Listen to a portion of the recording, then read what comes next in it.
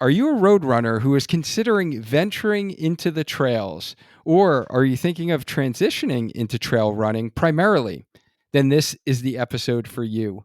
Welcome to episode 225 on the Healthy Runner podcast, where we help you get stronger, run faster, and enjoy lifelong injury-free running.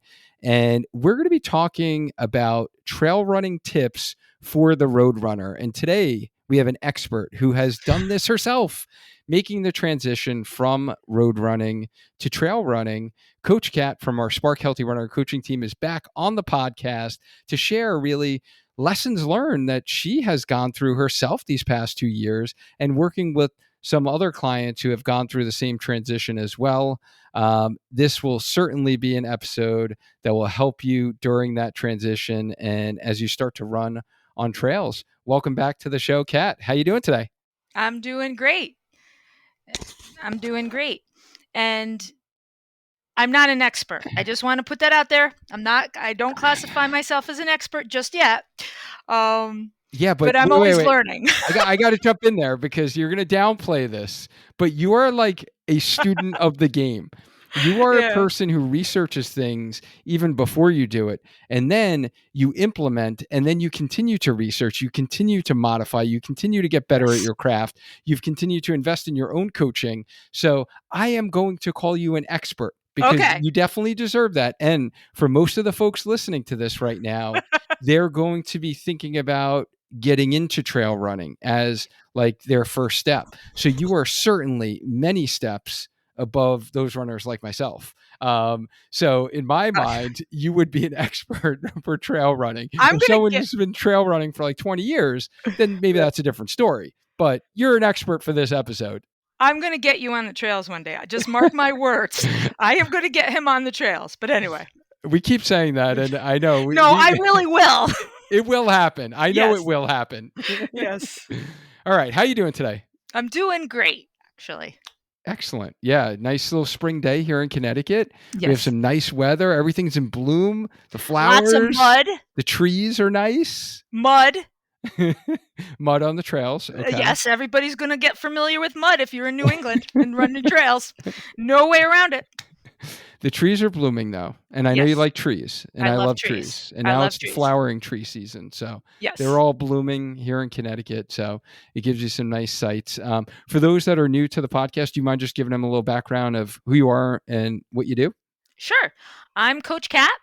I work with many runners, all the way from beginner runners up to ultra marathoners. I also am the group exercise coordinator for our local YMCA. So I'm in charge of a lot of fitness classes. I teach fitness classes. Two of my favorites are core class, but also my treadmill.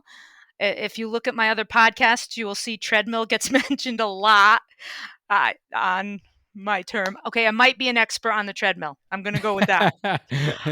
You're an expert of many things.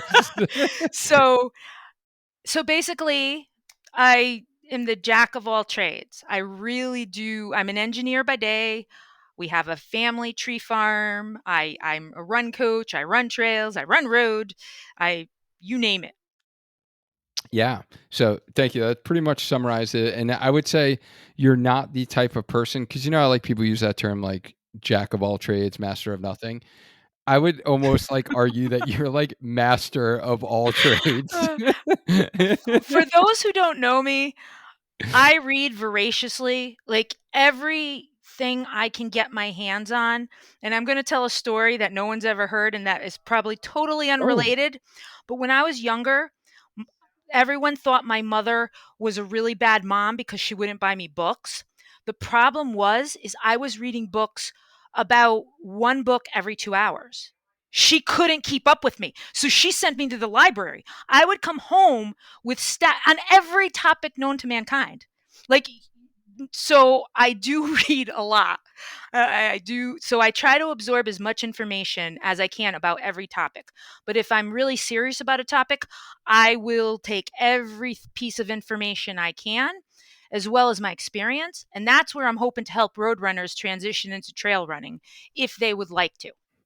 I love it. And yeah, I guess, segue into, because this has actually been a topic that we had talked about for a while, and I knew that you wanted to share this on the podcast, to share, what you've been learning, right, Mhm. for these past 2 years. And, what is some of that background and why you decided to even, venture into the trails and start doing some trail running?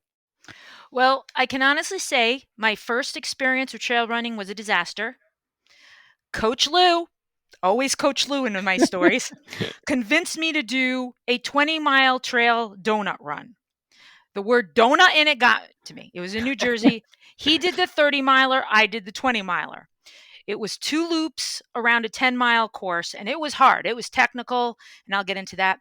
Not really trained. I was training for a road marathon, so I had the endurance. I had some of the hills, did not have the skills to avoid rocks. Went down, hit a knee, got up, finished it, swollen knee. Not a great experience. My second experience, if anybody is familiar with Remicon, it was a 3-person 95-mile relay. I, for some reason, ended up with the trail parts. Didn't do as well as I wanted to. So the next year, I said, you know what, I'm going to get a little bit more into trails. But before that, I had been training for marathons, 2 a year. I did a 50K, I did a lot of these road races, and I wasn't enjoying the race itself. I was stressing out way too much. Um, the training was fine, but the stress from the races, I actually hated running races. I was relieved when they canceled races, which is an indicator that something's wrong. So after one of my marathons, I signed up for a trail race.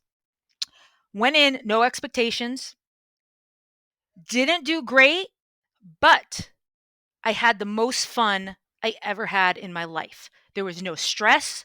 It was the best feeling I ever had. So that was part of why I decided, okay, next year we're doing Remicon. I have trails. I really enjoy it. Let me get serious into trail running as much as I can. I love it. Yeah. So it kind of somewhat happened by accident, by you Mhm. being falling Yep. into it literally during Yeah, that yeah, during that run. I fell. But I love how it just kind of, you found a new love and passion for running through Mhm. the trails that was different for you, and the experience of you growing as a runner, and then doing multiple marathons. So I think a lot of people probably are going to be able to relate to that. And if people have been getting burned out from running and they're not finding as much joy in it anymore, this might be a nice alternative to try, to see if it does kind of spark their interest back in some of their love for running. There, you see what I did there? I did. I was going to say nice, nice there, but I was good. Oh my goodness. Okay, so let's go to the basics. Like, what do you even consider trail running? I consider trail running anything that is not paved or crushed gravel. You know, you can have a very crushed gravel. Say if you're on the Farmington Canal Trail in Connecticut, what's on the side of the paved trail, that's a crushed gravel. I don't really consider that trails, although it can be. I consider trail anything that has, rocks, stream crossing, roots. And it doesn't have to be a lot, but it just is generally an off pavement, off crushed gravel path. That to me is what I technically call a trail. Um, so y- there may be some discussion on what you call a trail, but for me, it is anything where it is not crushed gravel or pavement. Elevation is not, while elevation is usually more common in trail running than road running, it is not, it doesn't matter. You have elevation whether you're road running or trail running. Okay, so if someone was running like in a flat area on dirt, for instance, like that would be considered trail running. It would be. If it's like almost like a sand or a crushed gravel, it is technically a trail. But Hmm. I'm going to get into the technical levels, and now's probably a good time to do that. You hear about trails that are technical, and there's like slightly technical, heavy technical. I call it trip ability. It is not a real word. but it's how easy it is to trip on something. So if you have a paved trail with one or two rocks that are very clearly obvious, and a couple of rocks and like branches, that's a trail, but it's you can pretty much see it coming. The greater the technicality, the more rocks, the more stones, the more river crossings, the more mud, the more likely you are going to have to walk or hike fast than run it as you get more technical. Also, it's not always works this way, but generally the more technical trails are also the higher elevation trails. So you're climbing, um, usually more so than in a slightly lower technical trail. Some terms you might hear is single track, and I'll talk about that. That's basically when you have a very narrow path and one person can run on it, and passing that person, and I'll talk about that too, is a little bit challenging. So we'll talk about that when I get to racing, but a single track you might hear means that it's really good for only one person to run at a time. So you're behind somebody for a long time until you can find an opening. And sometimes that doesn't happen all the time. So that is part of race strategy, knowing your Yeah. route. Is there like, etiquette in Yes. terms of Oh, yes. if you're on the trail and let's say you are behind someone and you're on a single track, I am go. um, do you and it like let's just say they're going at a slower pace than you, do you kindly like ask them, be like, "Do you mind if I pass?" Or like what do you say? It depends if you're not on the side of a cliff, because you could be. You can, and every Captain America fan, here's your shout out on your left. Okay. If you're a Captain America fan, you will know exactly what I mean by that. If you're not, don't worry about it. You scream on your left or on your right, depending where you are. You announce yourself. And generally, if they say on your left, you move to the right as much you can so that they can pass you.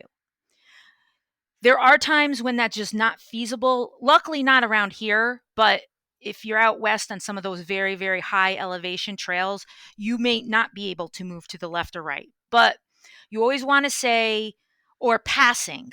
But if you give them a more specific on the left, on the right, most people will know to move to the side and let them go.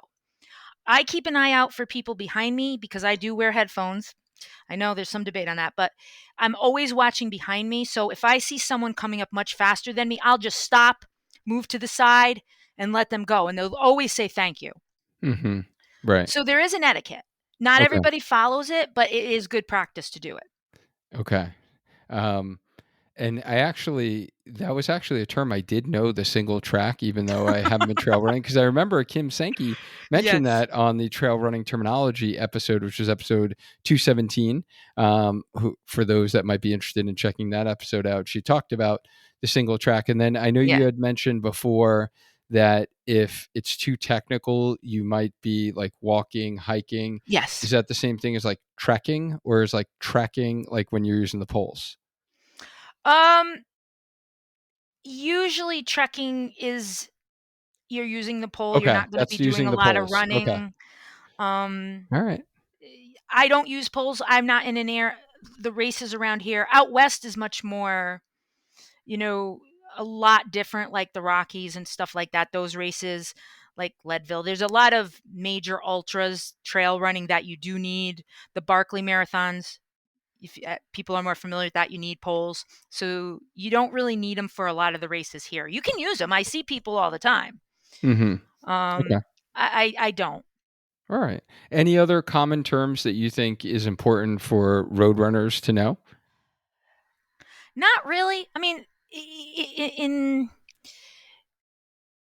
there, not really. I Okay. mean, there are some things you will that aren't that we're going to cover that road runners need to know about the trail running, and Mhm. it can be a little bit descriptive, but I'll get into that with some of the other topics. Okay, great. Yeah, so you know that we're all about strength training in order to run. here at Spark Healthy Runner. So, are there any other specific strength training tips that you would like to share before those attempt trail running? Yes. So when I started, I would roll my ankle a lot and it hurt. So Kim Sankey from Inspired Souls podcast was a trail runner who was on our podcast. I reached out to her and I said, "Look, I want to start trail running. What is the first thing I need to do?" I spent 2 to 3 months just strengthening my ankles and calves. I still ran. I ran on the road, don't get me wrong, but I did single leg exercises like you wouldn't believe. She gave me a whole list, which I've given some people. They're very similar to ours. Um, a lot of it was one leg squats on a Bosu ball. You know, you gradually work up. The one she told me to do, which still scares me, is hopping one leg sideways up a stair. Wow. Yeah, that's tough. Uh That's huh. challenging. But and then doing lunges, diagonal lunges, front lunges, back lunges, hold standing on one foot and throwing a ball at someone and having them throw it back to you and landing on and staying on that one foot. You really strengthen your ankle mobility. So I did that for 3 months straight. I steadily worked my ankle and my calves for 3 months straight before I attempted trails. And I'll honestly say I do believe that that paid off. Nice. Yeah. So ankle kind of strengthening and stability on Hmm. one leg, like basically what all runners should do on like a flat Yes. surface, right? Like be able to do single leg. For trail running, you Hmm. even need more stability because Yes. the surface is uneven and you could step on a rock, a root, Oh, yep. right? And so you need your muscles to be able to react. And we call that like Yes. reactive neuromuscular Yeah. control to have like those I love muscles that be term. able to you know, prevent your ankle essentially from rolling. So Hmm. it's that much more important to take your single leg exercises and now do them on unstable surfaces, Yes. is what I'm hearing. There is a progression though. You Yes. don't want to start a one-legged Bosu ball squat. The healthy runner, a lot of them we do first. And if you are looking to get into more of the ankle stabilities, we have a whole list of them. And one of us, reach out to your coach. Any one of us can give you some additional exercises for that because you do want a progression. You don't want to just start out doing all these things. I do want to say that so that nobody tries to hop up the stairs sideways one-legged and get hurt. I really don't Yes. want to be responsible for that. Please do not try that at No. home. No. That was not recommended. No. Liability statement. We're not taking, don't try to send us your medical bills if you fall. Exactly, exactly. But we do have a lot of exercises as coaches, that we are more than willing to help you with if that is something you're interested in. Yeah, and I would say even, going back to the episode I did with Dr. Emily about I have mine right here because I was keeping it Yes. under my desk, the Kinesis Yes. board, Yes. which is a fantastic tool to work on stabilization where you get some of that micro perturbations, we call it, where your muscles have to react. And yeah, I practice my short foot exercise, so my foot stability, and then the Kinesis board is going to work on ankle stability as well. So that's another little handy dandy tool that I keep right under my desk. And when I go from sitting to my stand station, then I first do my little release with my neuro ball, and then I do my ankle stability with my kinesis ball.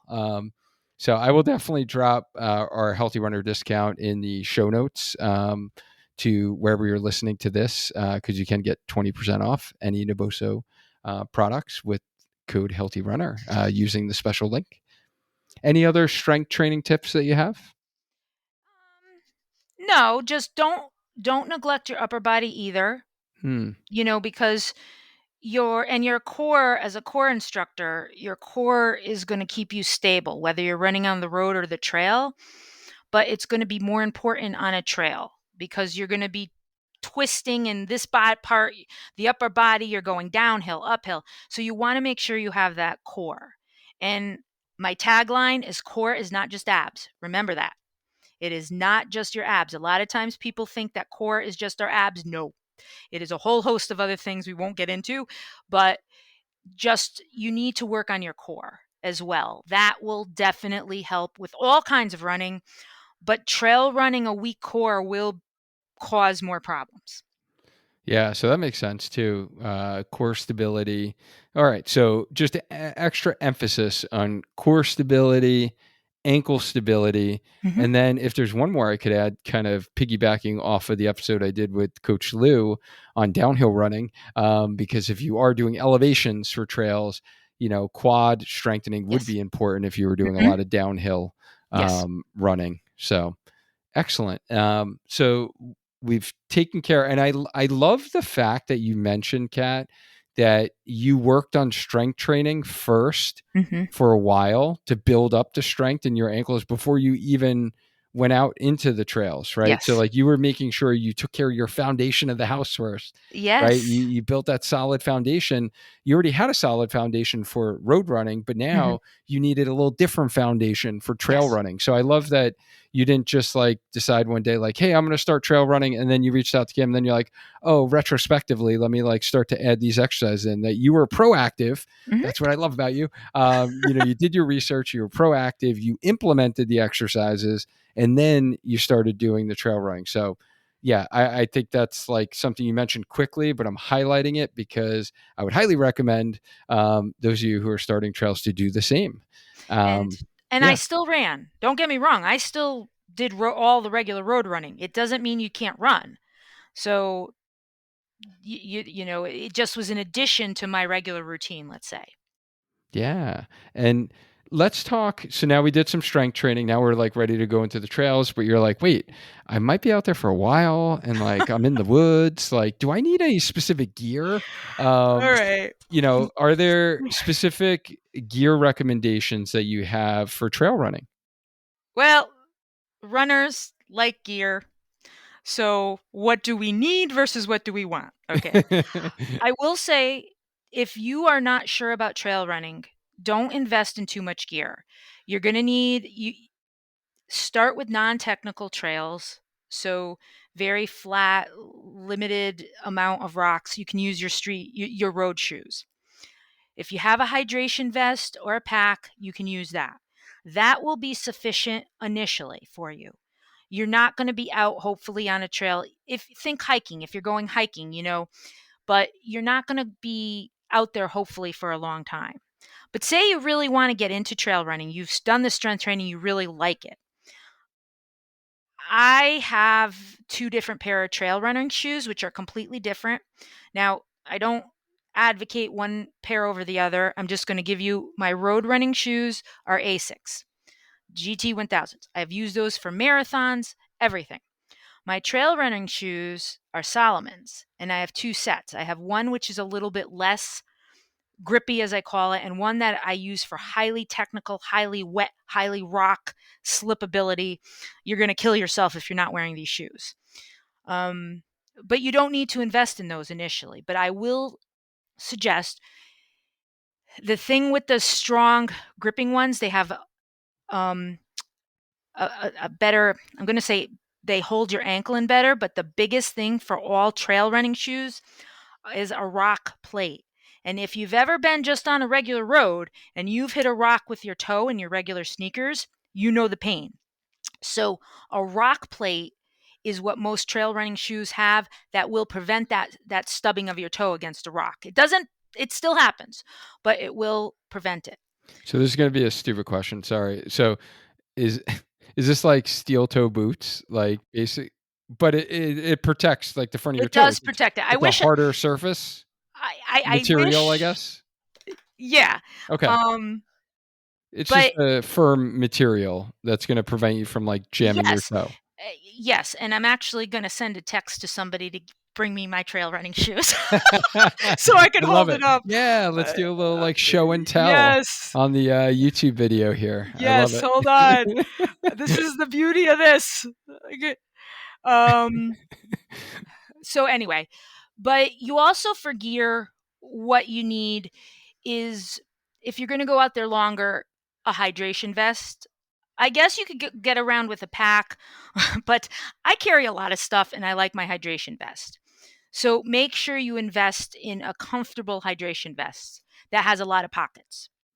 Yeah. Um, Do you have any recommendations as far as because honestly, I even struggled with this going into some run specialty stores. I noticed that they don't have a lot of options or for vests to like actually try on. Like, have you ever found a store or a place that, okay, I didn't think they existed, but if anyone would know, you would know, because I'm Yes. actually in the market for a new vest myself. Well, And I was trying, because for me, it is like you mentioned, comfort and one that feels good.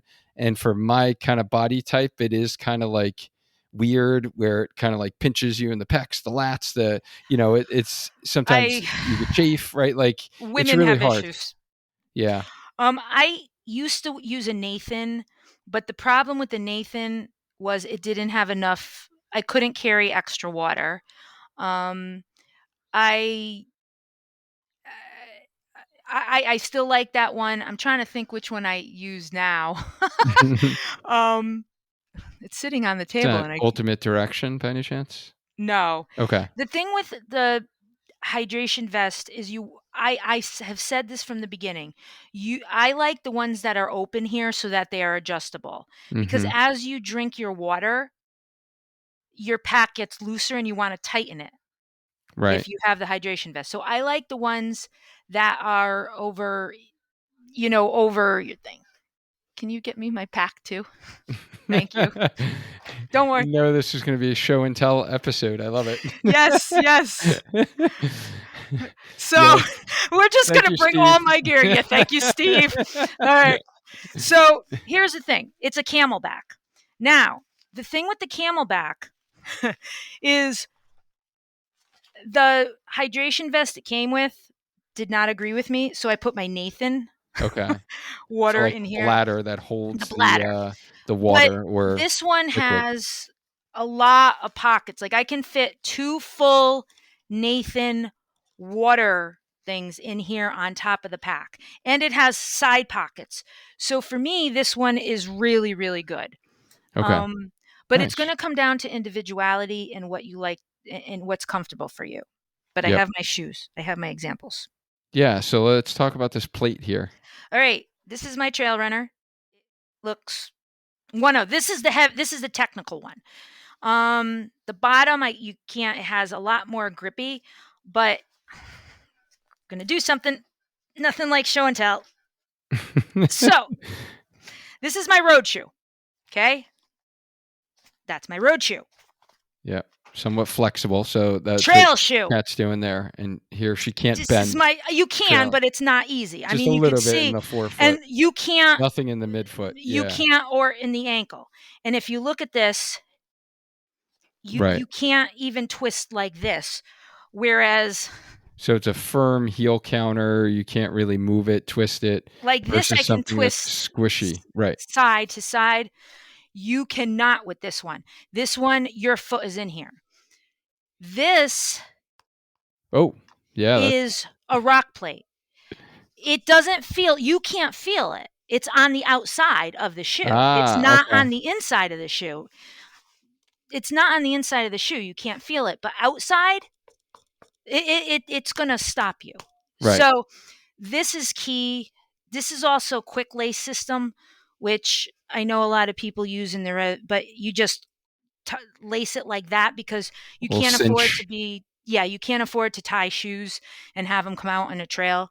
So these are also much more breathable for when you step in water. It just comes out and it like dries. Hmm. But you can see basically, you can't really see how grippy it is. I wish you could, but this is going to stick. And like I said, you can't move this shoe. And it's not necessarily a stability shoe. I know when we talk about stability shoes, it's usually the millimeter drop. That's not what's key. I don't want to say it's a stability shoe. It's a trail running shoe, so it's going to keep your foot more upright. And you can Yeah. see I can't move the back at all. Now, Hmm. these are the highly, highly, highly technical ones. The less technical ones are similar. They have this, but they're a little more flexible. Hmm. And they also have a toe plate, but not as much. Like I'm going to show you Okay. the difference. You can't, this is purple, but this one comes up more. So, but that's basically a trail shoe. I see. Yeah, so they're So not like in the traditional sense of stability shoe that's gonna, like, right. control, like, pronation of the Yeah. foot. It's No. just more rigid in the materials it has, and it looks like to, like, provide more ankle stability, so Yes. there's less of a chance of someone rolling their ankle when they step on an unstable surface of a root or a rock or something. Yes. Okay. Yes. Gotcha. Thank So you I for hope that that little demo. helped Yeah. because it's sometimes hard to visualize. So I would suggest that you get one if you're interested. And Solomon is my go-to. Hoka's a big sponsor of a lot of trail runs. Hoka's a big one. They have great trail shoes. I will only use Solomon. They fit my feet, but that's not what works for everybody. I use Asics. So Mhm. it just depends on what you want. But that um a, a hydration vest is really important in my opinion, and we'll get into more of the safety issues because actually we transitions into safety. Um, you're going to want, if you're going to be out there for a long time, you may want a battery charger for your phone because and I'll talk about more long in-depth races where you might need that. Headlamps, if you're going to be out there around dusk, which I do not necessarily recommend, but if you are, you get caught, you get lost, you need headlamps. And I'm Mm. going to start talking about, the safety, but a I have a Garmin and I'll talk about that as part of the safety for trail running. Um, but you know, we could So go that into safety. There's a so it's lot of pretty that. much yeah, it sounds like in terms of gear, hydration vest, shoes, trail shoes, um, possibly Garmin, Things you would headlamp. have normally as possibly as a runner. Right, right. Headlamp, just in case, and then phone charger, Yes. portable charger for your phone. Okay. Yes. All right. And then this is might be a silly question as well, just because you're talking about like the water going in the shoe and coming out. Are there different socks that you wear as a trail runner, or no? It's like same socks that you would get anti-wicking as a road runner. Um,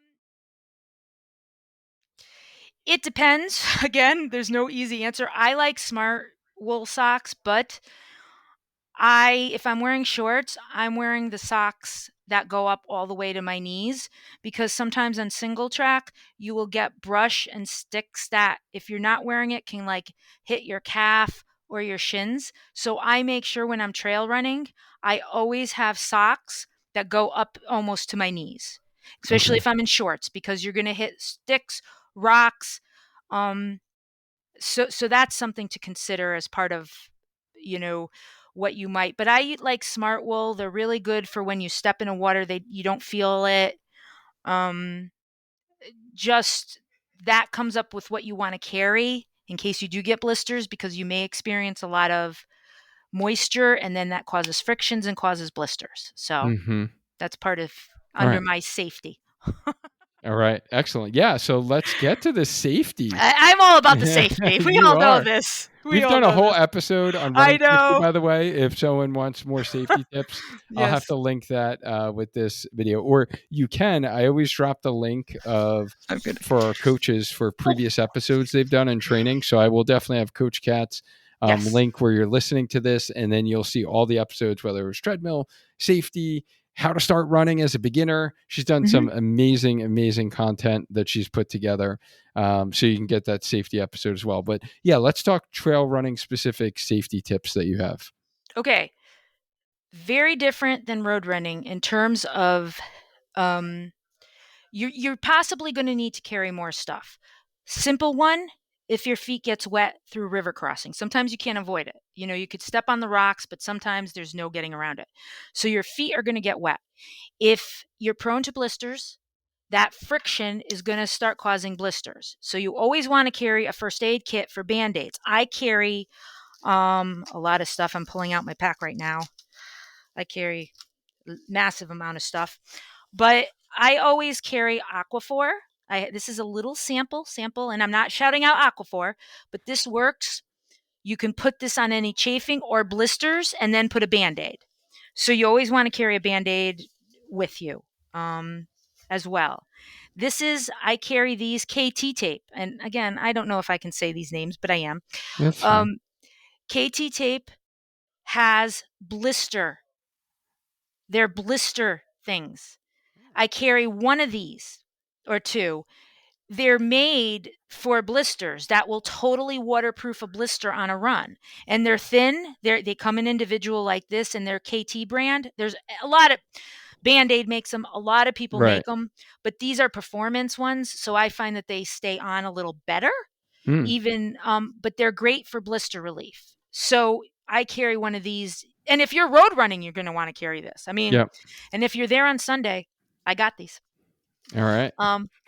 So Sunday is the Cheshire Half yeah, I Marathon here know. locally, and a lot of our group training athletes are running that, who are doing our group half marathon program. And if you're not in that program, I might as well just tell you to save the date for July 17th, because that's the day that we're going to launch our next group training opportunity for a fall half marathon. So if you want in on group coaching with our team, save the date, mark it down on your calendar right now, July 17th. There'll be literally 6 days for you to join our crew, who's going to be training all the rest of the summer for a fall half marathon. Sorry, please do continue. Okay.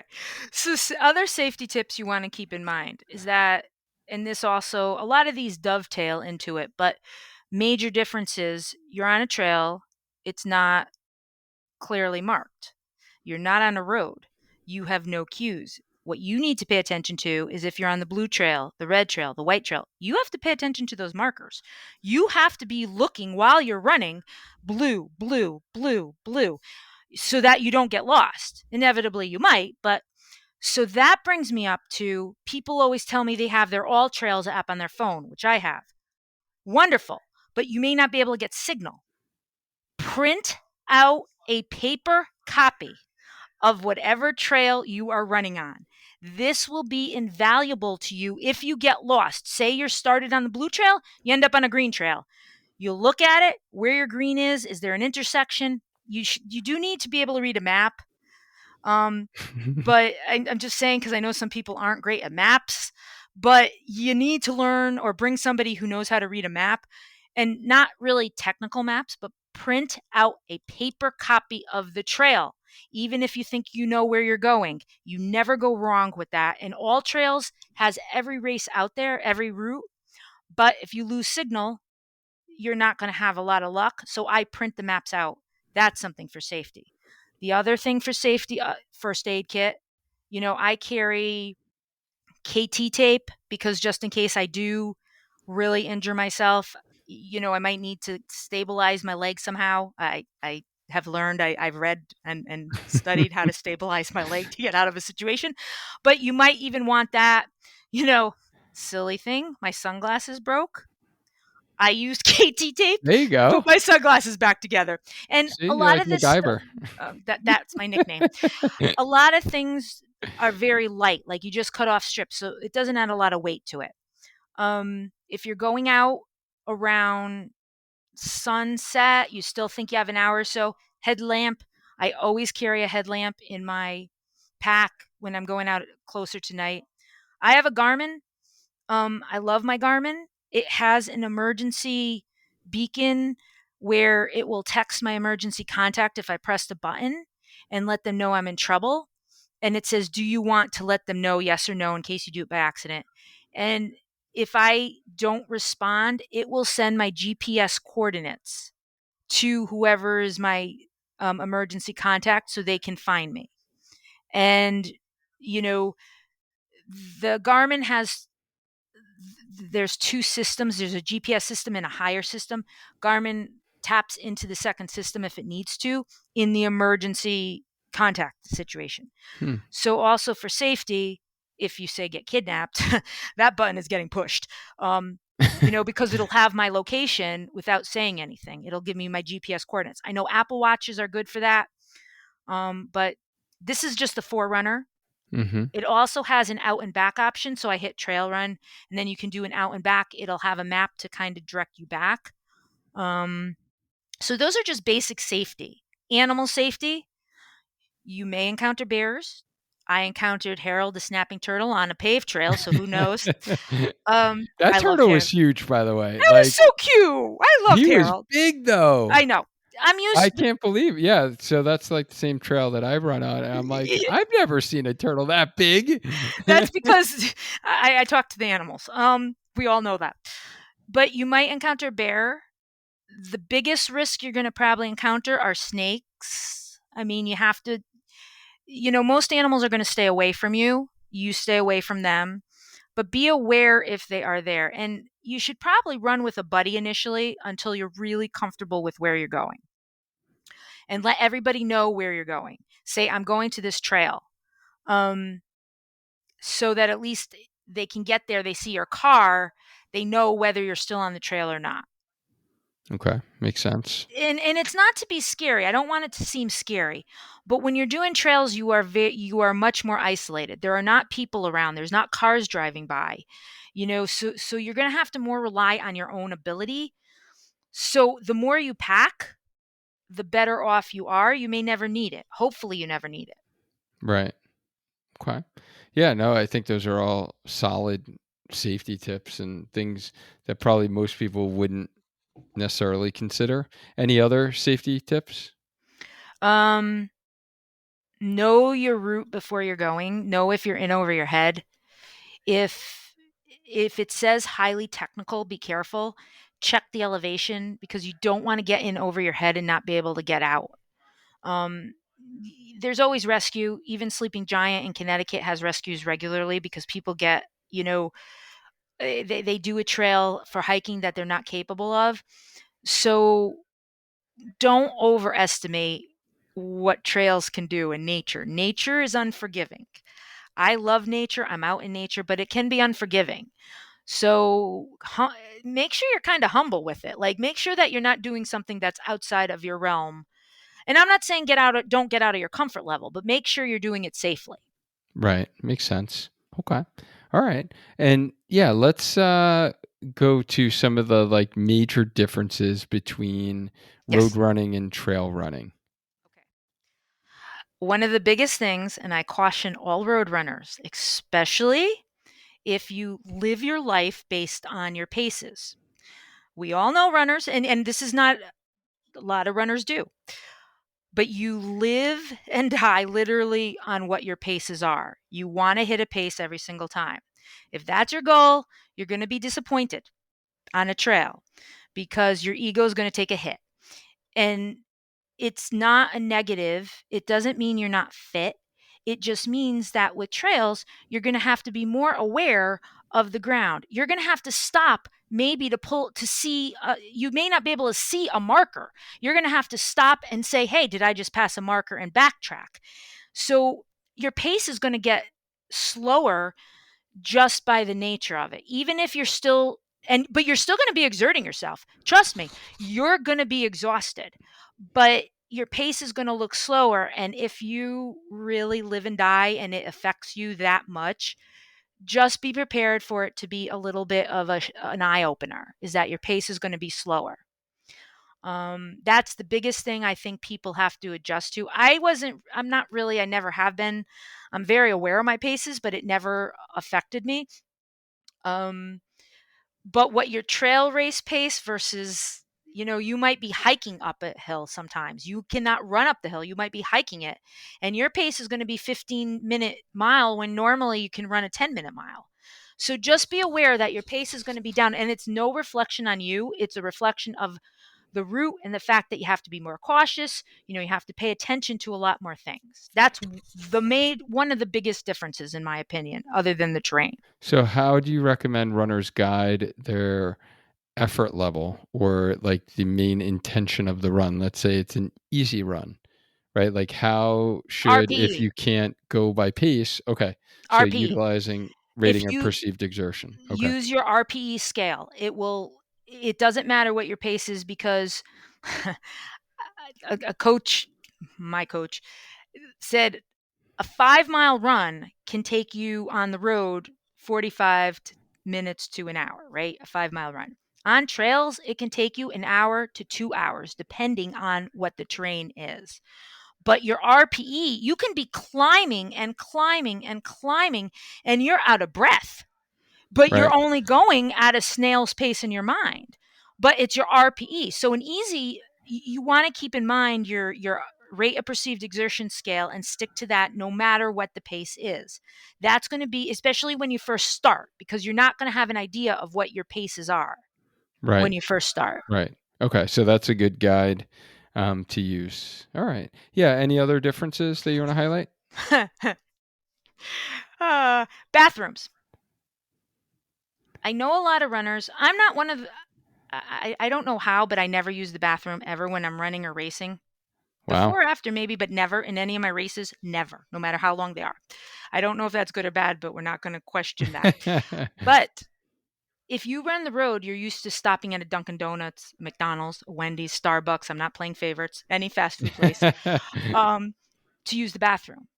There are no bathrooms on a trail.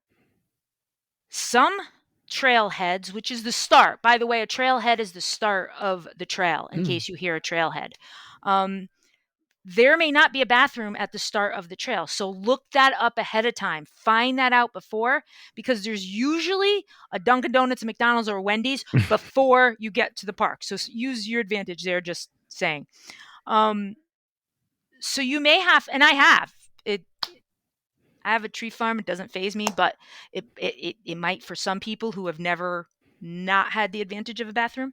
Um, and it might be a little too much information, but let me tell you, Hmm. you're going to be in the woods. Carry tissues, or something like Toilet that, paper. Yeah. or even wet wipes. Wet wipes have served dual purposes. They can clean up cuts if you get cut or scratches, if you're sweating, and they can be used in lieu of toilet paper. Um, There you go. anyone wants to come trail running with me, we're fine. I got everything. You don't have to carry anything. But that's something that a lot of people don't realize when they start on trails. And it might not be an issue if you're going out for under an hour. But if you get lost, just be aware that it's not, it's not necessarily, you're not going to see a bathroom. Right. So that's something that people don't always, maybe realize when you're trail running. And it's almost like it's obvious until you get there. Like, you don't think about the bathroom situation. Right. Right. Right. And runners are obsessed with porta potties. You ask a runner where the porta potty is in a 10-mile radius, they will point out which ones and rate them. So obviously, porta potties are important to runners. So I'm just saying, there's not a lot of them out there. Yep. Yeah. So, what other differences besides pacing, bathrooms? Again, coming back to, you have to pay attention to the markers. There's not going to be an obvious road telling you to take a left or a right. You're going to have to pay attention to markers. So get familiar with seeing little pieces or strips of reflective or paint on trees. They are usually high up. Um, it goes with the hiking, but if there's a double marker on one color, it means the trail is going to branch off. So if you ever see two markers, one on top of the other, keep in mind that the trail is about to branch off, and stick to the color that you are on. That's going to be something that if you want, it's more of a hiking thing, but there are guides to that. And again, I can help people with that. Hmm. The other difference we touched on is you're going to see more animals. I have an EpiPen because I'm allergic to bees, and I have encountered a lot more bees nests on trails. I've avoided them. I almost got stung by one, which is scary when you're on a trail, but there's a lot more chance to get stung by that. A lot more animals. You're not going to get poison ivy running on the road. So one of the things, that is the other reason I wear the socks up to my knees, because there might be poison ivy along routes. There's also ticks. You know, there's a Hmm. lot of stuff. Bug spray is a necessity. Bug spray, bug spray, bug spray. Hat, because spider webs. I don't like those. So a hat is always a good option, but bug spray, check yourself for ticks.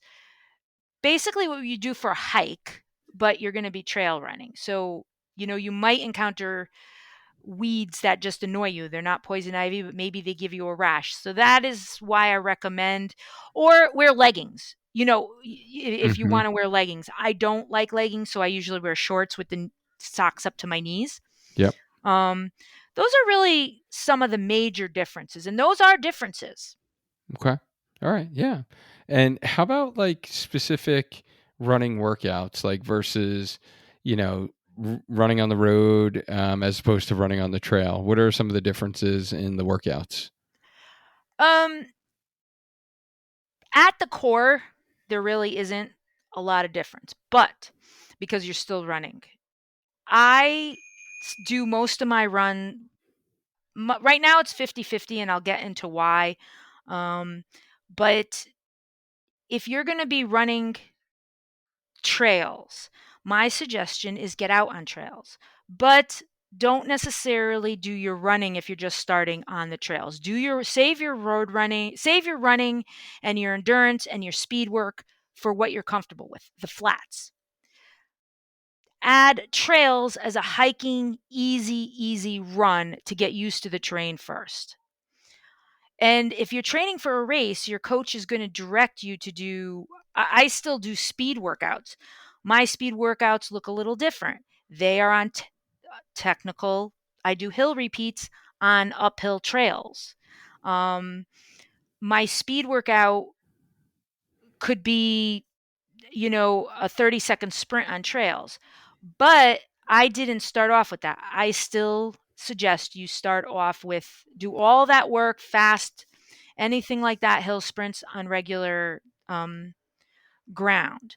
What I do now is, well, during the week, I would like to get to trails more, but most trails close at sunset and I don't get home till 7 o'clock.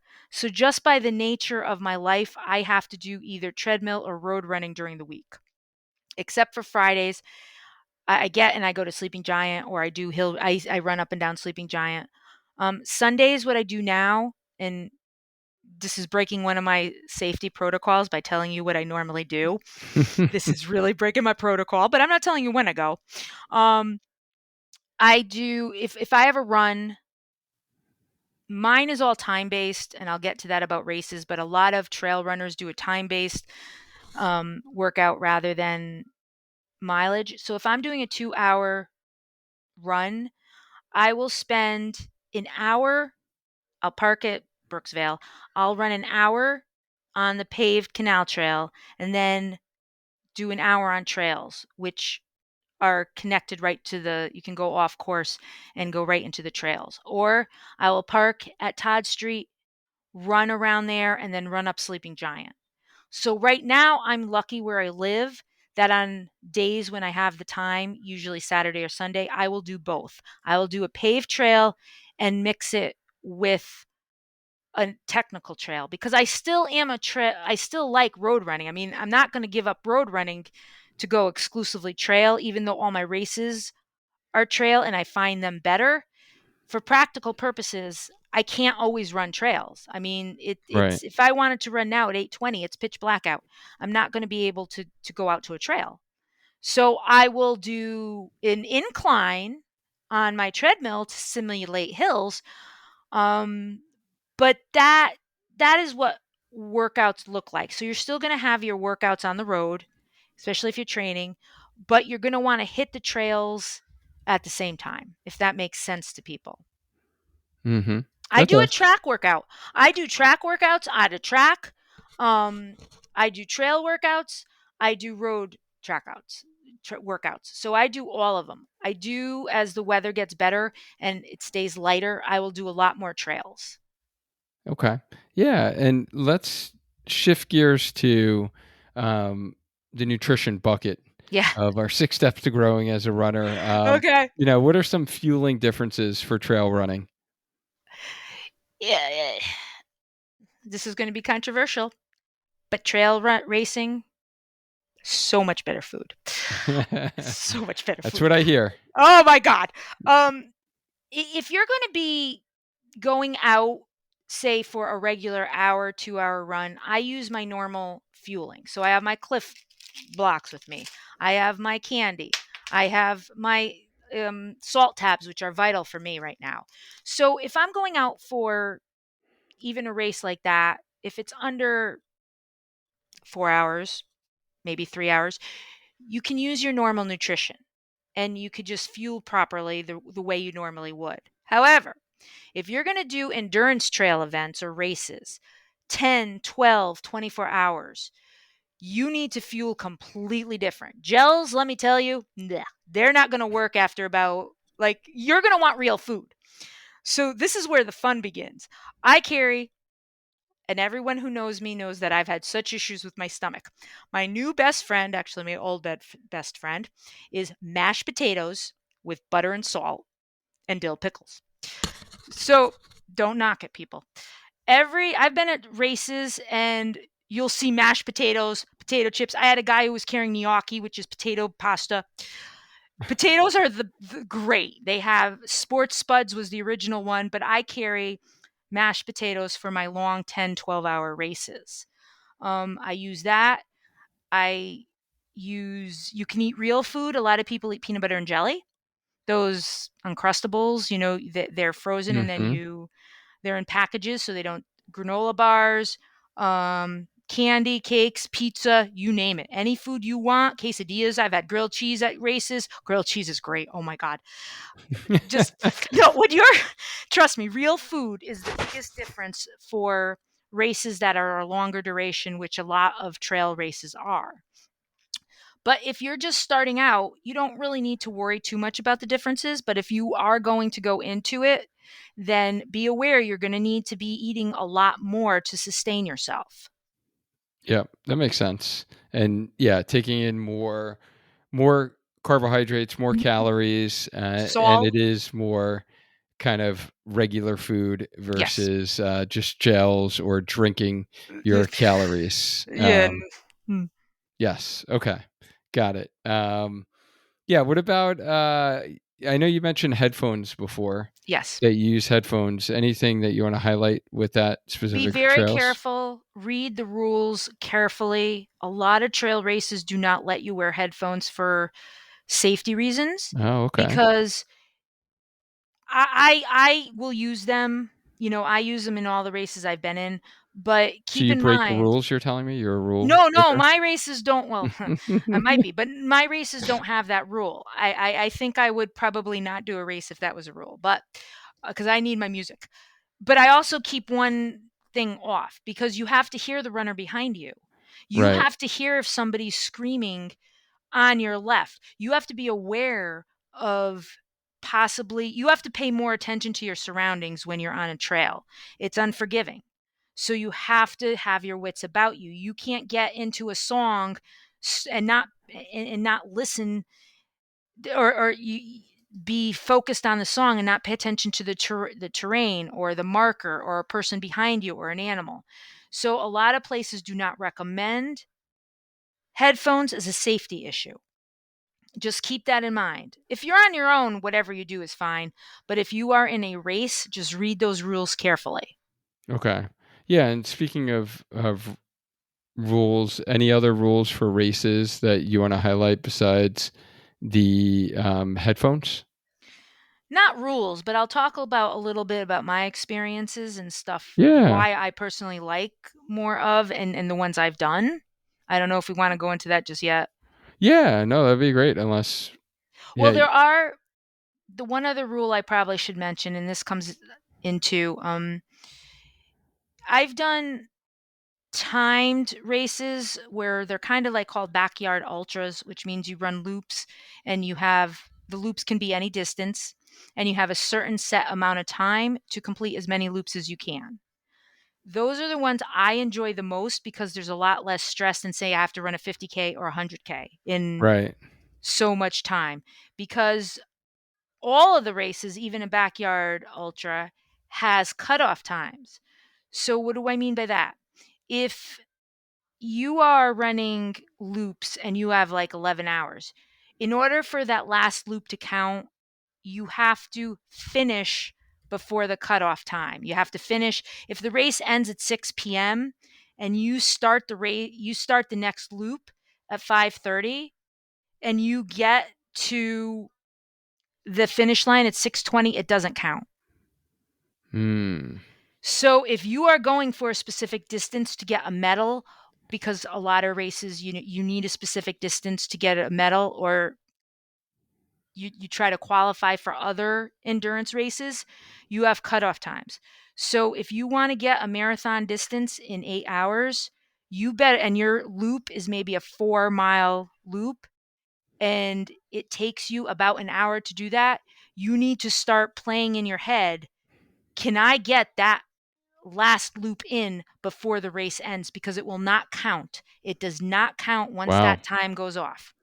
Interesting. So that is something to keep in mind. And that is something that you have to start doing mental math your first loop. If your first loop takes 2 hours and you want to get 6 loops in there, you know that that last loop you're going to be struggling. So keep an eye on your how long your loops do if there's a cutoff time. A lot of other 100 milers, because there are 100 milers, there's even 200 milers. Um, we're not even going to that, but they require you to hit certain mile markers at certain cutoff times. If you don't cut it, they pull you off the course. Kind of like Remacon. Lou, Mike, shout out. Um, they will pull you from the course if you don't hit those. So that is another rule you want to keep in mind um, uh, uh, in races. But yeah, that's the other thing I probably should have mentioned a little bit before. Um, Yeah. Any other trail racing specific tips that you want to give? um, most trail races are very small, and that's what I love. I do not like, people know I get panic attacks in large crowds. So the Rocky Run had 8,000 people. I was Irene, a shout out to you. I was trying to get every single breathing technique. My husband actually jumped up a corral. He was in a corral behind me. He jumped up because I was having panic attacks in that big of a crowd. The Rocky Run is great, but I was having a panic attack because there's too many people. So trail runs a lot less, much more relaxed atmosphere, really, really relaxed atmosphere. In terms, you have competitive people. Don't get me wrong. They're, at least the ones I've run, you have very competitive people, but for the most part, it's a much more relaxed atmosphere. And when you're running, you're going to be by yourself. There's not crowd support, except if it is a loop or whatever. There's certain places where you have your members, your friends. But there's not a lot of people around you, which for me is great. Mm-hmm. You also can have a crew that has your gear bags, and they can. Trail races are very, very different. If you're doing a point to point, you're going to have a crew who will man at different stations with all of your stuff. If you're doing a looped race, you can usually just have your stuff in one central location and come back to it every time you loop. Um, so there's not a lot of people on these. You know, there's not a lot of people to maybe cheer you on if that's what you feed off of crowd support. You're not going to have as much. There are less people, which, like I said, for me is great. The atmosphere. I'll have a conversation with the runner for maybe one loop who's my pace. We're talking about life. I take a little bit of a break at the loop, they go on and you don't see them again for like hours. And you're like, so it is it's a very different environment. Um, and again, for me, I find it works really well with my mental state of running. Yeah. Just kind of gets more in a relaxed, like calm kind of mental And state don't get me where, wrong, it doesn't mean I'm not going fast. It doesn't mean that you're going at a slower pace. right. You might because of the train, but you're not using any less effort. I mean, some of my long endurance trail runs, I'm dead. I feel more exhausted in a sense than I did from running a marathon. And sometimes I go beyond marathon distance. Uh, Right. I'm not It going to sounds mention the like, next goal. oh boy, it sounds like it is easier to get like more of that mental clearing Yeah, for miles me, in. Yeah. Yeah. not everybody. But my whole point of this is that if you are a road runner and you love road running, you don't have to give up road running. Stay with road running.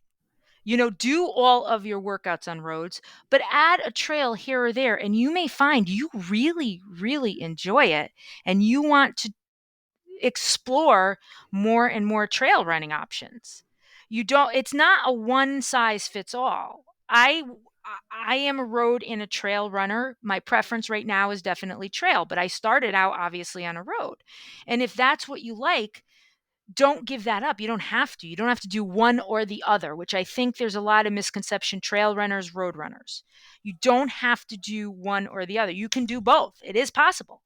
Yeah, I love it. Oh man. And I think that's honestly a great way to kind of wrap up here is sharing that misconception that you need to do one or the other. You do not. Is there anything else that that we haven't really shared that you wanted to share with our listeners before we wrap up? Um, no, just like I said, you don't have to stop road running if you really like it. You can just add a trail once a week, maybe, just for and see if you like it. Get out with nature. Be a kid again. You do get to go into puddles. Yeah, and then let me tell you, New England this year with the mud. Oh my God, the mud is great. I have mud up to my ankles, and I'm laughing every time I'm stepping in the mud. Although, quick story, I will not. Very rarely now do I fall over rocks and sticks. I will fall on mud in a heartbeat. That thing is the slipperiest stuff you've ever met. But I love mud. Like so have and you're a kid. Like I step in mud and I start laughing hysterically. I'm like mud. It's because your feet squish. Now that might gross a lot of people out, but I guess I don't know, farm girl, who knows. But mud is um so have fun with it. Like I feel like a little, not a little kid, but I feel freer in that. But yet if somebody said you couldn't run roads anymore, I would be disappointed too, because there's a certain safety for me. And I've run roads my almost my whole running career. I get on the trail, I know what I'm doing. I know how my pace is. I know what my RP5 is on a I'm very familiar with my paces, what my tempo paces, what my interval paces, what my long run paces on pavement. So there is a familiarity and a comfort level that, ooh, okay, I can go faster now. But there's also the fun part of trail running. So if you are interested in it, don't be afraid of it. Just take precautions and reach out to a more experienced trail runner. I reached out to Kim from the Yep. Inspired Souls when I wanted to start. She's definitely more experienced than me. So if somebody is curious, they want to reach out to me, that's great. But reach out to somebody who has experience with it to help guide you. Yeah, no, and I think that's a great segue too. If you do want like structured guidance and you want to learn how to implement, trail running into the mix with your road running, and you want to get like some clarity, focus from Coach Cat within our Healthy Runner coaching program, you can learn more about that program by just going to learn.sparkhealthyrunner.com/coaching. Kat, this was amazing. Thank you so much for You're welcome. sharing your trail running tips for road runners. Hmm. Always a pleasure to chat and catch up. Yes, And I know this will be extremely helpful for many runners out there. I So I hope so. appreciate you. And I do just want to say I am training for a 12-hour endurance race. So Wow, that is just so people amazing. know, we'll talk about that another time. But That so is I'm amazing. practicing what I'm preaching. Let's put it that way. Exactly. Yeah, and that's why you are the expert that All I right. opened this up as, right? Okay. You are. Take it. I'll And take it. guys, I hope you enjoyed this episode. If it was helpful for you, my call to action to you today is maybe drop a little review where you're listening to this, whether it is on Apple Podcast or Spotify. Just hit literally Spotify. There isn't written reviews. It's a star rating. Like just go and like hit the star and give us what you think we deserve. It just help us be able to help more runners just like you learn, topics on staying healthy as a runner. And as in this case, like transitioning and adding in some trail running into the mix. So we would appreciate that. And as always, guys, let's maintain a strong mind, a strong body, and let's just keep on running, maybe into the Bye, trails. everyone. Until Yes. next time. Bye.